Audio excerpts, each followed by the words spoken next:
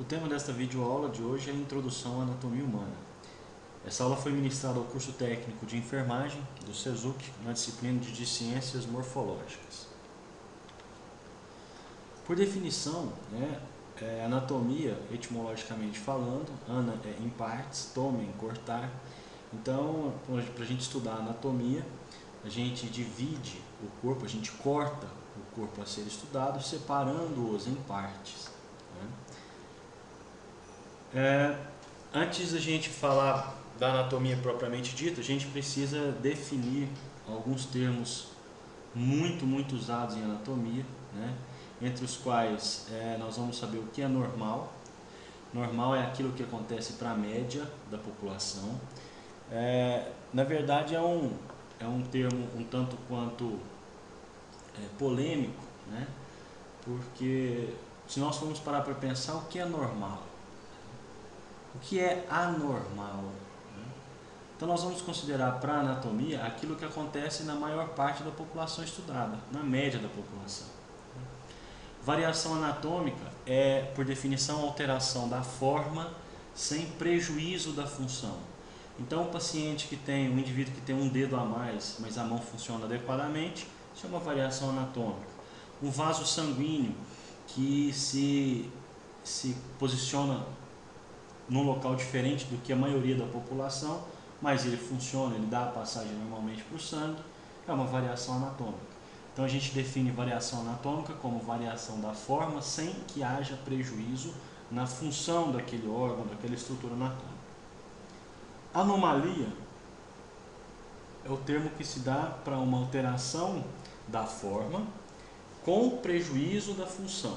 Então, houve uma alteração da forma, por exemplo, digamos que a pessoa nasça com os dedos todos interligados uns aos outros. Vai haver um prejuízo na função dessa mão, então isso é uma anomalia. E monstruosidade é uma alteração significativa da forma com prejuízo extremo da função. Então uma pessoa que nasce sem a metade, a M de cabeça, a metade da cabeça, uma pessoa que nasce com uma alteração extremamente grande, isso é uma monstruosidade. A gente tem a tendência na anatomia a querer estudar o organismo inteiro para saber, mas nós precisamos entender que para se chegar no organismo, tudo se inicia na célula. A célula é a unidade básica do ser humano, do ser vivo, é a célula. A um conjunto de células a gente dá o nome de tecido. Então a célula é a unidade, o conjunto de células forma o tecido. Um conjunto de tecidos forma um órgão. Um conjunto de órgãos forma um sistema. Um conjunto de sistemas forma um aparelho. Um conjunto de aparelhos forma um organismo. Então vamos lá. Eu tenho um conjunto de células epiteliais, então eu tenho um tecido epitelial. Eu tenho um conjunto de tecidos, tecido epitelial junto com tecido conjuntivo, junto com tecido muscular, eu tenho um órgão. Eu tenho um conjunto de órgãos, então eu tenho coração, tenho vasos sanguíneos, eu tenho um sistema circulatório, sistema cardiocirculatório. Eu tenho um conjunto de sistemas, então eu formo um aparelho. Um exemplo é o aparelho locomotor, que ele é formado pelo sistema esquelético, pelo sistema articular e pelo sistema muscular. Então eu tenho um aparelho. E um conjunto de aparelhos formam o organismo, que é o alvo do estudo da anatomia humana. O corpo humano, ele se divide em cabeça, pescoço, tronco e membros. O tronco é dividido em tórax, abdômen, pelve, períneo e dorso. E o corpo tem algumas cavidades, e essas cavidades contêm vísceras, entre elas a cavidade craniana, que guarda, por exemplo, o encéfalo, a cavidade torácica, onde nós temos coração e pulmão, a cavidade abdominal, onde temos as vísceras, grande parte das vísceras do trato digestório, por exemplo, e a cavidade pélvica, onde nós temos, por exemplo, o aparelho urogenital. Aqui nós estamos vendo as cavidades, então a cavidade craniana, local onde nós temos o encéfalo, a cavidade torácica, onde nós temos o pulmão, os pulmões e o coração, cavidade abdominal, das vísceras abdominais, trato digestório, grande parte dele, e aqui a cavidade pélvica, onde nós temos as cavidades do aparelho urogenital. A anatomia, para que haja uma normatização, foi descrita uma posição básica, né, de todo indivíduo a ser estudado. A gente chama isso de posição anatômica. Por definição, essa posição anatômica ela é da seguinte forma: o indivíduo ereto, né, com as pernas estendidas paralelamente, os braços estendidos ao longo do corpo, com a palma da mão voltada para a frente e a cabeça olhando ao horizonte. Então nós temos aqui a representação da posição anatômica na mulher e aqui a posição da representação anatômica no homem. Qual que é a importância de se verificar essa posição anatômica? A normatização dos estudos, para que a gente possa definir regiões anterior, posterior, lateral, medial. Para que haja essa definição, há necessariamente que tem que ser adotado uma posição básica de estudo, e essa é a posição anatômica. Aqui é a prova da importância dessa posição básica, né? A descrição dos termos de posição e direção. Então vamos lá. O que é anterior? Anterior é aquilo que está à frente, né? Então, na posição anatômica, por exemplo, a cicatriz umbilical é anterior.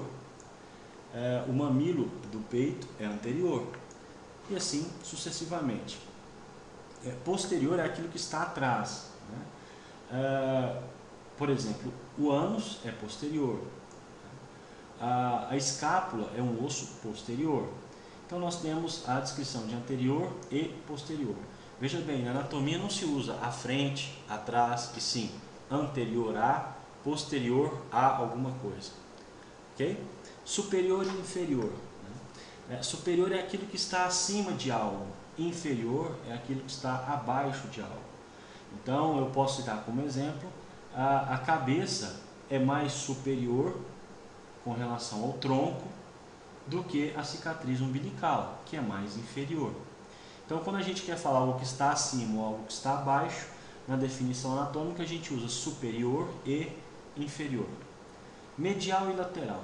Medial é aquilo que está mais próximo do centro do corpo, da linha central do corpo. Quanto mais próximo da linha central corporal, mais medial é determinada situação.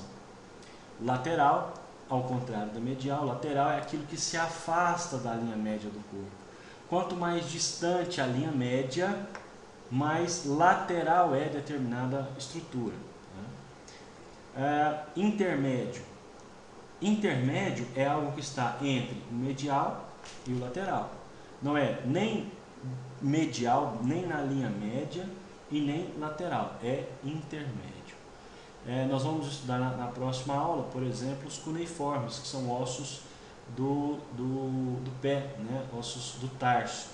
Então nós temos o cuneiforme medial, cuneiforme lateral e temos o cuneiforme intermédio. Ele não é nem medial e nem lateral, ele é intermédio. Proximal e distal. Proximal é aquilo que está próximo. Distante é aquilo que distal é aquilo que está distante. Mas próximo e distante de quê? Próximo e distante de duas grandes articulações, como por exemplo, o quadril e o ombro. Então vamos dar um exemplo prático. Se compararmos, se dissermos com relação ao quadril, o joelho é mais proximal ao quadril, enquanto o tornozelo é mais distal com relação ao quadril. Por quê? Porque o joelho está mais próximo do quadril, então ele é proximal. O tornozelo está mais distante ao quadril, então ele é distal. Médio, superficial e profundo. A gente se refere a médio quando passa em cima da linha média. Então nós temos uma linha central no corpo. Aquilo que for em cima da linha, exatamente na linha média, é médio. Superficial é aquilo que está na camada mais superficial, mais externa. enquanto que profundo é aquilo que está mais dentro, mais interno. Por exemplo, os pelos, né, a extremidade exterior dos pelos, a ponta exterior dos pelos do seu braço, são superficiais, enquanto a raiz do nervo é mais profunda do que o final do pelo, né? A raiz do pelo, do nervo não, do pelo é mais profunda do que a porção final. Interno e externo. Interno é aquilo que está dentro, externo aquilo que está fora, né? Então, por exemplo, o intestino é uma víscera interna ao abdômen. O mamilo é uma estrutura externa do seio ou do peito. Homolateral e contralateral. Homolateral é do mesmo lado. Então, digamos que o indivíduo teve uma lesão na medula e essa lesão afetou os movimentos da perna e do braço homolateralmente, ou seja, a perna e o braço do mesmo lado foram afetados. Contralateral é o contrário, né? É o oposto. O indivíduo teve uma lesão no cérebro do lado esquerdo, ele vai ter uma paralisia, ele vai ter uma sequela no lado contralateral, no lado oposto ao da lesão.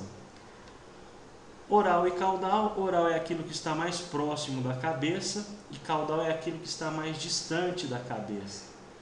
Então o pé é mais caudal e, por exemplo, a boca ou o queixo é mais oral. Aqui nós temos os planos e eixos anatômicos, então nós vamos, por definição, vamos seguir a sequência que eu estou falando aqui.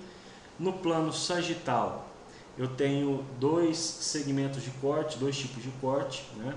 O corte antero-posterior e o corte super-inferior, que vai dividir o corpo do indivíduo em metades esquerda e direita. O plano frontal, eu tenho o corte látero-lateral e super-inferior, que vai dividir o corpo do indivíduo em metade anterior e metade posterior. E o plano horizontal ou transversal, que é látero-lateral e antero-posterior, que vai dividir o corpo do indivíduo em metade superior e metade inferior. Isso aqui basta que você se lembre da aula prática que nós fizemos com relação ao uso das batatas para praticar os cortes. Ok? Será que você entendeu? Espero que sim, né? Então vamos praticar um pouquinho para a gente poder chegar a essa conclusão. Observe que aqui eu tenho uma estrutura do encéfalo e aqui eu tenho um encéfalo cortado, né? Esse encéfalo foi cortado nesse sentido, antero, posterior e superinferior, fez um corte sagital. Então esta é uma imagem de um corte sagital. Essa medula ela foi seccionada no sentido látero-lateral e antero-posterior, dividiu em metade superior e inferior e eu tenho essa imagem. Então este é um corte transversal.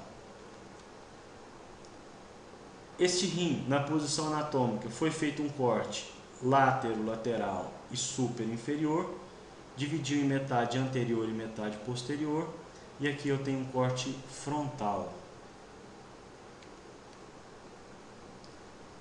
Aqui eu tenho uma M cabeça, foi feito um corte antero-posterior e super-inferior, este corte é um corte sagital. Gostaria de agradecer a sua atenção, espero que esta aula lhe seja útil. Para qualquer dúvida ou esclarecimento adicional, você pode utilizar o e-mail abaixo ou mesmo o Twitter. Muito obrigado, um abraço, até breve.